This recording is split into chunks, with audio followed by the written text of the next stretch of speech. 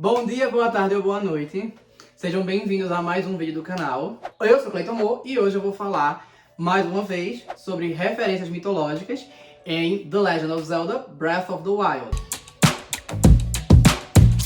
Então, como eu falei, Kakariko Forest... O quê?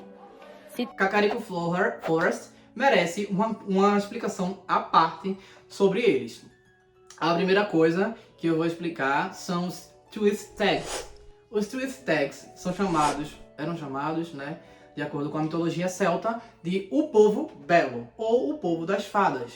Eles compõem um grupo, né, vamos dizer que ele era um grupo, mas eles tinham subgrupos neles, né. A gente tinha os Ashlishons, que eram os elfos celtas, a gente tinha as fadas, a gente tinha os Changelings. Os Changelings aparecem em outras mitologias. Na verdade, ele aparece na mitologia eslava também, mas provavelmente por influência celta, né? Tem vários subgrupos, vamos dizer assim. E aí, se vocês pararem para pensar, se vocês lembrarem que os celtas, como eu já falei em outro vídeo, eles são ligados à natureza e têm uma boa relação com as árvores, a gente pode dizer que os Koroks, eles são o quê? Twist Tags. Eles fazem parte dos Twist Tags, basicamente, eles usaram essa explicação. E justamente porque esse povo é mágico e tem um contato melhor com a natureza, eles foram escolhidos para ser representados daquela forma no lugar onde tem neblina. Que também, como eu já expliquei em outro vídeo, a neblina vai indicar um portal para aquele mundo. Então por isso que você tem que chegar lá no caminho.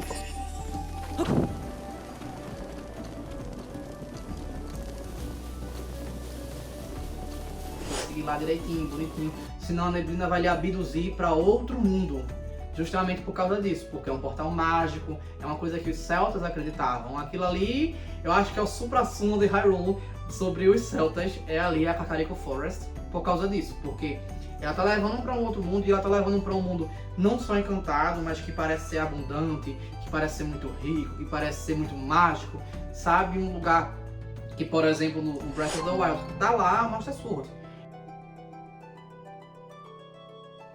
E ela foi pra lá para o quê? Para ser restaurada. Porque o símbolo do Triforce está lá, enfim. Ou seja, porque ali é como se fosse um ponto onde a magia transborda, né? E o Deku Tree seria o guardião daquela região. Acho que é uma boa representação para os Twist Tags. E vou explicar também um pouco dos Fomorianos, que eu citei no outro vídeo a respeito dos Zoras. Fomorianos também são um grupo de criaturas. Eles são um grupo, na verdade, bastante diverso.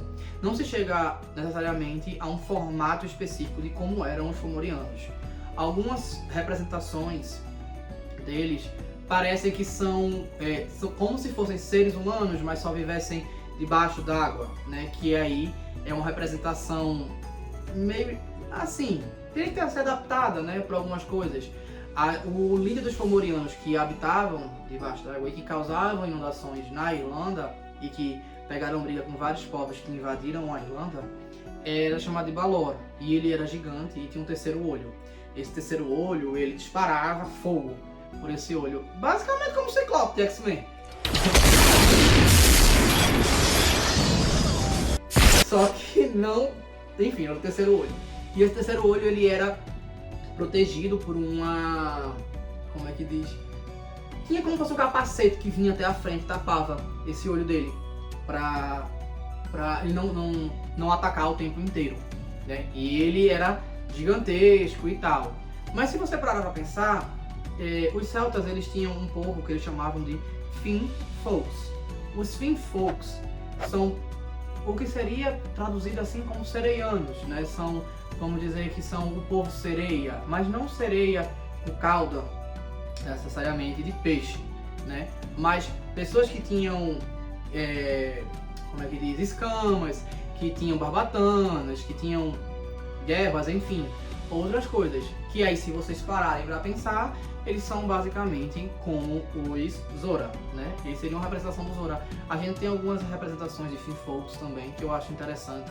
Por exemplo, em Luca, da Disney, tem uma representação que seria o Finnfolk também.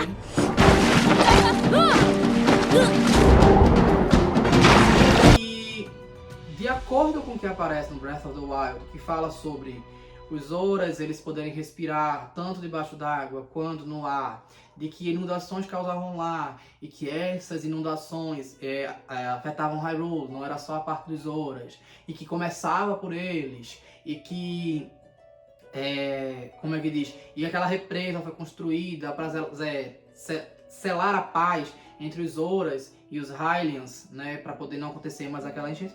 Parece muito citação do que eles interpretam como Fomorianos, mesmo usando a base, teoricamente, dos Finfolks. E, pra mim, os Fomorianos, eles tinham aquela aparência. Não faz muito sentido eu pensar nos Fomorianos como cavalgando cavalos zumbis ou alguma coisa desse tipo, como algumas representações na internet tem pra mim. Porque se eles causam maremotos e vêm da água, eles têm que ter uma adaptação, né? Não era pra ser assim, solta buff. Tá entendendo? Então, até porque os celtas acreditavam em coisas que tinham muita relação com a natureza e eles sempre tinham alguma coisa parecida. Por exemplo, o Cernunnos era um deus da floresta e ele tinha chifres. Para remeter que ele estava altamente ligado aos animais. Então, eu não acredito que os Fomorianos estavam debaixo d'água e eles tinham cavalos, eram pessoas meio mórbidas, enfim. Então, e aí para finalizar as explicações, pelo menos o que eu consigo lembrar agora, do Breath of the Wild, são sobre as shrines, né? Primeiro, shrine, né? Os templozinhos lá é um conceito basicamente oriental, japonês principalmente,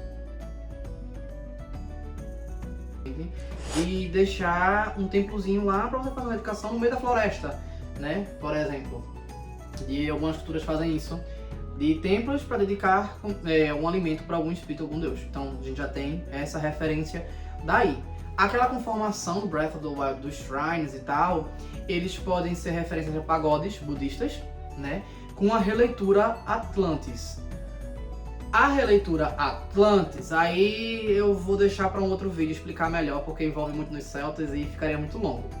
Mas, enfim, tem essa referência. E o monge dentro, que ele mantém ali a luz, que ele vai dar pra você, aquele poder, no caso da deusa, que ele vai dar pra você e tudo mais, é baseado no processo oriental de mumificação viva. Basicamente, o monge, ele ia pra algum lugar e ele meditava até morrer meditando. Tem um processo de mumificação em alguns lugares. É bem pesado pensar nisso, mas basicamente eles faziam esse processo porque eles acreditavam que assim eles se transformavam como se fosse uns, meu Deus, eu não tô fazendo nada. Uns amuletos, vamos dizer assim, um santuário, como se fosse um santuário, para poder manter a luz ali. Então a referência dos monges é dessa. Enfim, mas que no caso, no Japão, essa prática foi proibida no século XVIII e que eles foram poucos que conseguiram fazer de fato esse processo de mumificação viva, da qual eles se mumificavam vivo. Muitos não conseguiam concluir o processo, mas também puderam, né, minha gente? Pelo amor de Deus, vou me mumificar vivo, vou ficar meditando, enfim, por muito tempo, enquanto tô morrendo. Eu não consigo conceber o desespero, eu não consigo conceber a agonia que isso deve ser, e uma agonia completamente escolhida, e você basicamente quase que espera morrer. É basicamente isso. Ai, enfim, eu espero que tenham gostado desse vídeo. Ele ficou um pouco mais curto, mas enfim, eu espero que tenham gostado. Curtam, compartilhem e comentem, tá certo? Inscrevam no canal e ativem o sininho. Valeu!